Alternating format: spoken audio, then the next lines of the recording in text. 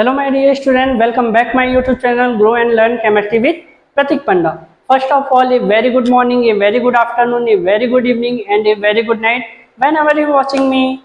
In last video, we discussed about what is element, what is compound and what is mixture.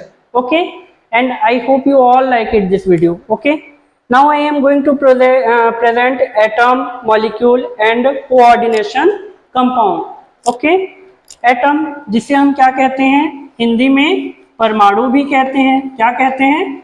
परमाणु कहते हैं। लेकिन परमाणु के बारे में बताने से पहले दो लाइन आपको बोलना चाहूंगा। लहरों से डरकर नौका पार नहीं होती, लहरों से डरकर नौका पार नहीं होती और कोशिश करने वालों की कभी हार नहीं होती। इसीलिए आप हमेशा कोशिश करते रहिए, आपको जरूर किसी न किसी दिन सफलता मिलेगी। ओके, चलिए आज की क्लास शुरू करते हैं। तो व्हाट इज एटम, परमाणु किसे कहते हैं? तो किसी भी तत्व के सबसे छोटे कण को, ठीक है, किसी भी तत्व के सबसे छोटे कण को क्या कहते हैं? परमाणु कहते हैं। और जो परमाणु होते हैं वो रासायनिक अभिक्रिया में क्या करते हैं? भाग लेते हैं और अणु का निर्माण करते हैं। ठीक है, जैसे यहाँ पर हाइड्रोजन एटम्स हैं, ये दोनों हाइड्रोजन एटम्स क्या किए? आपस में रासायनिक अभिक्रिया किए और क्रिया करके किसका निर्माण किए?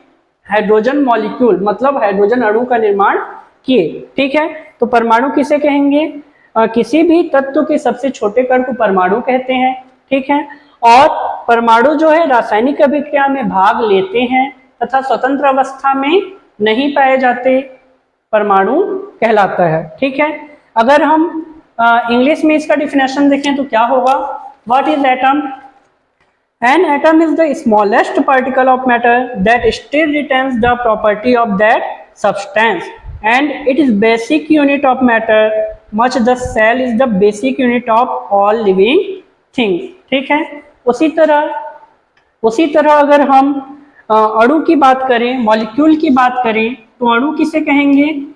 जब दो या दो से अधिक परमाणु आपस में मिलते हैं तो किसका निर्माण होता है? अणु का निर्माण होता है। जब दो या दो से अधिक परमाणु आपस में मिल जाते हैं तो किसका निर्माण होता है? अणु का निर्माण होता है। तो अणु की परिभाषा कैसे देंगे? किसी पदार्थ के सबसे छोटे कण को, ठीक है, किसी पदार्थ के सबसे छोटे कण को अणु कहते हैं।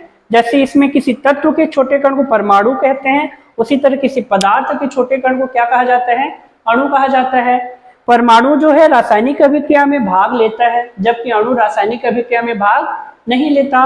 परमाणु स्वतंत्र अवस्था में नहीं पाया जाता, जबकि अणु जो है हमारा स्वतंत्र अवस्था में पाया जाता है। अब एटम और मॉलिक्यूल के बारे में हम जान ले। अब हम आते हैं कोऑर्डिनेशन कंपाउंड। अब देखिए, इस टॉपिक को इस वीडियो में ऐड करने का ऑब्जेक्ट क्या है? क्योंकि कुछ स्टूडेंट हैं जिन्होंने कमेंट में पूछा था कि sir what is coordination compound. उनके लिए मैं ये छोटा सा इसमें अटैच कर रहा हूं। इसे क्या कहते हैं? उपसहसंयोजन यौगिक भी कहते हैं। क्या कहते हैं? उपसहसंयोजन यौगिक भी कहा जाता है। तो क्या होता है कोऑर्डिनेशन कंपाउंड या उपसहसंयोजन यौगिक?